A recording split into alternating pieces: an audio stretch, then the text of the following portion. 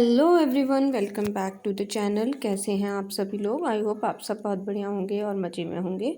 ये व्लॉग है संडे का। सुबह के सारे जो झाड़ू पोछा और क्लीनिंग वगैरह के काम होते हैं वो सब निपट चुके हैं और फिर मैं अब नहा धो के आ गई हूँ किचन में ब्रेकफास्ट बनाने के लिए। तो मैं ब्रेकफास्ट बनाऊंगी आज गोभी के पराठे, क्योंकि काफ़ी दिनों से ना गोभी के पराठे नहीं बनाए थे ब्रेकफास्ट में, और मुझे तो ना बहुत ज़्यादा पसंद है गोभी के पराठे और बटर के साथ। तो आज मैं बना रही हूँ गोभी के पराठे। तो गोभी जो है जब सब्ज़ी आती है ना तभी मैं अच्छे से धो के और सुखा के फ्रिज में रखती हूँ। तो बस मैंने गोभी यहाँ पर लिया है और उसको अच्छे से ग्रेट कर लिया है, साथ में थोड़ा सा अदरक जो है वो ग्रेट कर लिया है। और उसके बाद यहाँ पर अच्छे से उसमें मसाले मिक्स कर लूँगी, नमक, अजवाइन और लाल मिर्च थोड़ा सा।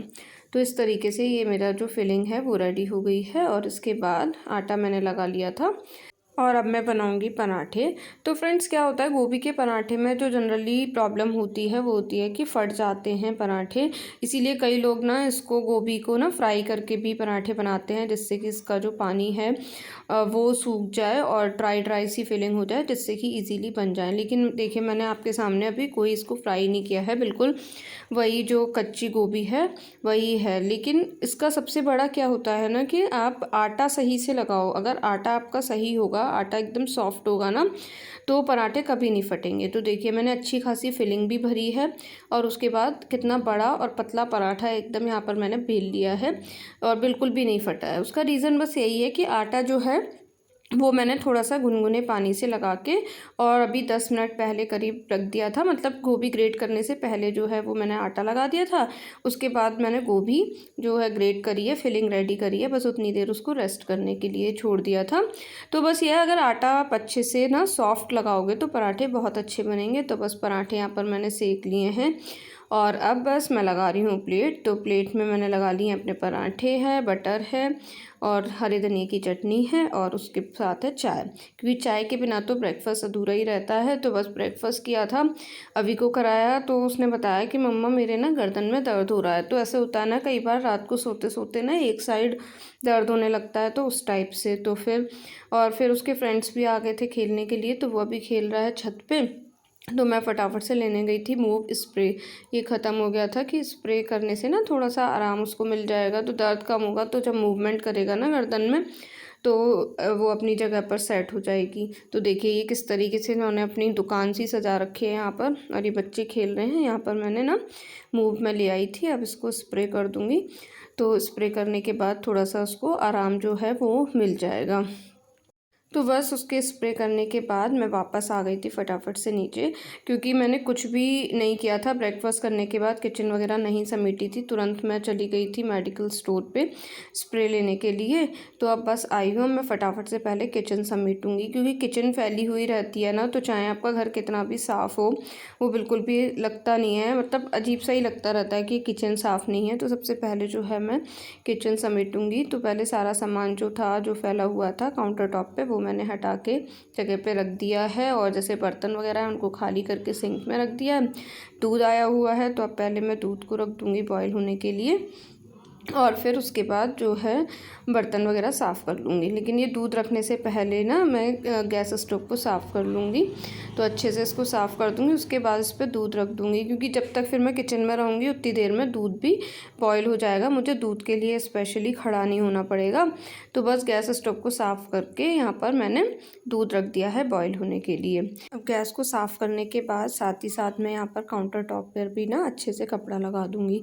तो ये मेरा रहता है कि हर बार जब भी कुछ भी काम होता है किचन में, चाहे वो चाय बने चाहे वो ब्रेकफास्ट बने, तो हर बार मैं ना एक स्लैब पे कपड़ा जो है वो मार ही देती हूँ, जिससे कि मेरी किचन जो होती है ना इसी वजह से हमेशा साफ़ सुथरी बनी रहती है।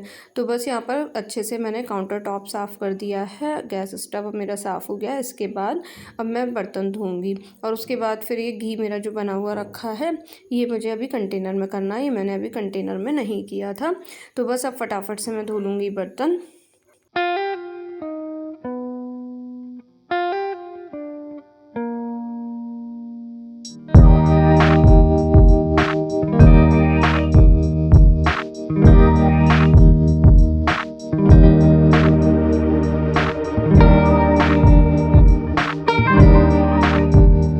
बस यहाँ पर बर्तन जो है वो मेरे धुल गए हैं, किचन जो है अच्छे से साफ़ हो गई है। इसके बाद अब मैंने घी रख दिया है थोड़ा सा गर्म होने के लिए, क्योंकि जम जाता है ना सर्दियों में घी। तो मैंने यहाँ पर घी रख दिया, हल्का सा गर्म हो जाएगा और उसके साथ साथ फिर मैं यहाँ पर कंटेनर में फ़िल करती जा रही हूँ। तो घी को कर दूँगी कंटेनर में फ़िल, और साथ ही साथ अब ये कंटेनर जो है इसको अच्छे से पोंछ के रख दूँगी। लेकिन जो होता है ना घी, हम मतलब कितना भी अच्छे से उसको दबा के जो नीचे उसका बचता है ना, उसमें से कर लें, लेकिन उसमें फिर भी बहुत सारा घी रह जाता है। तो उसके लिए मैंने क्या किया है, उसमें थोड़ा सा पानी डाल के और उसको अच्छे से कर लिया है बॉईल। और बॉईल करने के बाद फिर उसको मैंने छान लिया है उस पानी को ना ठंडा होने के लिए रख देंगे। तो क्या होता है कि जो घी की लेयर है ना वो ऊपर ऊपर आ जाती है, और फिर उस घी को हम निकाल लेते हैं, जिससे कि वो घी जो है वो बाद में यूज़ हो जाता है। तो मतलब जो हमारा, अगर हम ऐसे ही उसको फेंक देंगे तो उतना घी जो होता है ना वो वेस्ट हो जाएगा। तो उस घी को भी हम इस तरीके से यूज़ कर सकते हैं, तो हमारा जो वेस्ट है ना वो बिल्कुल मिनिमल होगा। इसके बाद बस यहाँ पर आ गई थी मैं रूम में। तो ये बच्चों ने यहाँ पर खेला था, इतने सारे टॉयज़ वगैरह जो हैं ना ये सब निकाल के बेड पे फैला रखे हैं। तो मैंने अभी से बोला कि अभी चलो हेल्प करो मेरी इनको भरने में। तो बस वो, उसने हेल्प तो कुछ नहीं करी, थोड़े से टॉयज़ लेके अपना खेलने बैठ गया। तो बच्चों का ना ऐसे ही होता है, मूड की बात है, कभी तो अपना सब उठा के साफ़ सुथरा करके रख देंगे और कभी बिल्कुल कुछ नहीं करेंगे। तो बस मैंने टॉयज़ वगैरह फिर उसके खुद ही भरे, और उसके बाद फिर मैं बैठ गई थी अपने एडिटिंग और वॉइस ओवर वगैरह के काम पे।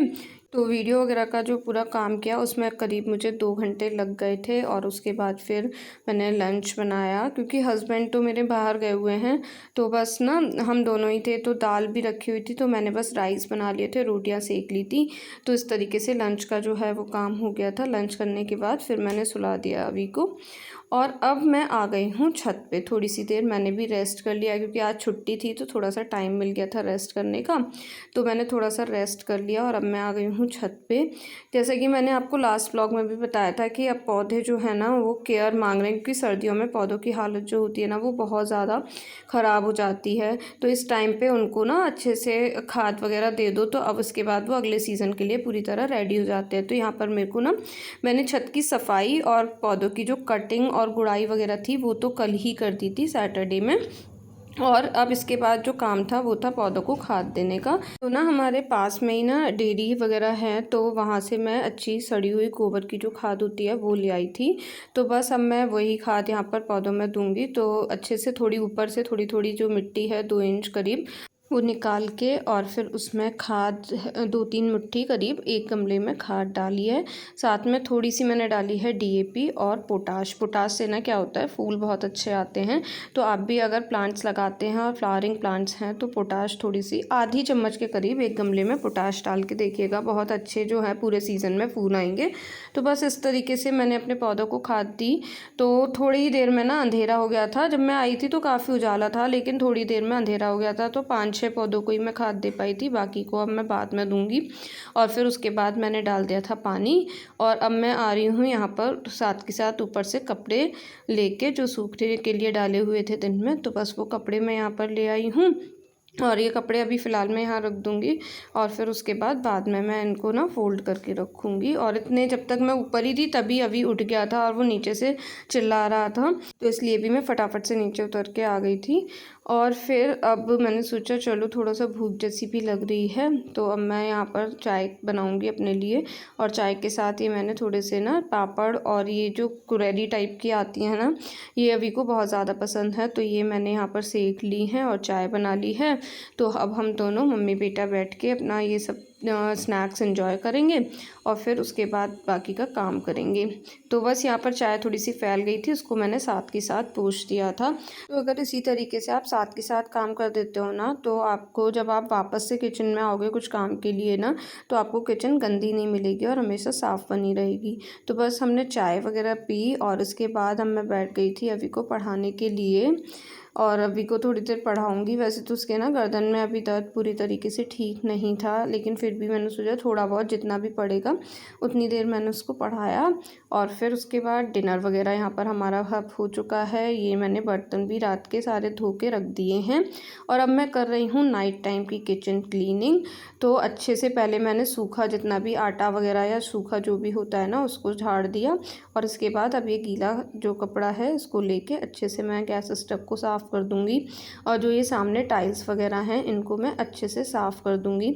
तो रात में सोने से पहले ही मेरा रूटीन है, चाहे कैसा भी कुछ भी सिचुएशन हो, मैं मतलब रात को किचन कभी भी गंदा नहीं छोड़ती हूँ। एकदम अच्छे से जितनी भी चीज़ें यहाँ पर होती हैं काउंटर टॉप पे ना, इनको अच्छे से साफ़ करके ही मैं सोती हूँ। तो उससे ना एक तो ये रहता है, एक सैटिस्फैक्शन वाली फीलिंग आती है और दूसरा जब सुबह उठ के, क्योंकि सबसे पहला काम किचन का ही होता है, तो किचन में आएंगे ना तो साफ़ सुथरी होगी तो मन को एक सुकून भी मिलता है और फिर सुबह खाना बनाने से पहले ना टाइम बिल्कुल भी वेस्ट नहीं होता, फटाफट खाना बनाना स्टार्ट कर देते हैं। और फिर आज के दिन का एक लास्ट काम बचा था दूध गर्म करने का पीने के लिए, तो बस ये कल वाला जो दूध है इसमें से मैं निकाल दूँगी मलाई और जो आज वाला दूध है उसको मैं रख दूँगी फ्रिज में। तो इस तरीके से रोटेशन चलता है, तो ये दूध जो है, दूध में मलाई में इस तरह से छलनी से निकाल देती हूँ, तो इससे बिल्कुल भी जो मलाई है, मलाई में भी दूध नहीं जाता है और दूध भी एकदम साफ़ हो जाता है, उसमें कोई मलाई के जो टुकड़े वगैरह हैं वो नहीं बचते हैं। तो बस यहाँ मलाई निकाल दी है, फिर दूध को रख दूँगी गर्म होने के लिए अभी पीने के लिए और फिर बाकी का बचा हुआ है वो रख दूँगी मैं फ्रिज में। तो फ़िलहाल इसी के साथ ये व्लॉग यहीं पर एंड होता है। आई होप आपको पसंद आया होगा। पसंद आया हो किसी भी वजह से तो वीडियो को लाइक कीजिएगा, चैनल को सब्सक्राइब कीजिएगा। मिलती हूँ नेक्स्ट वीडियो में। Till then bye bye, take care, stay beautiful always.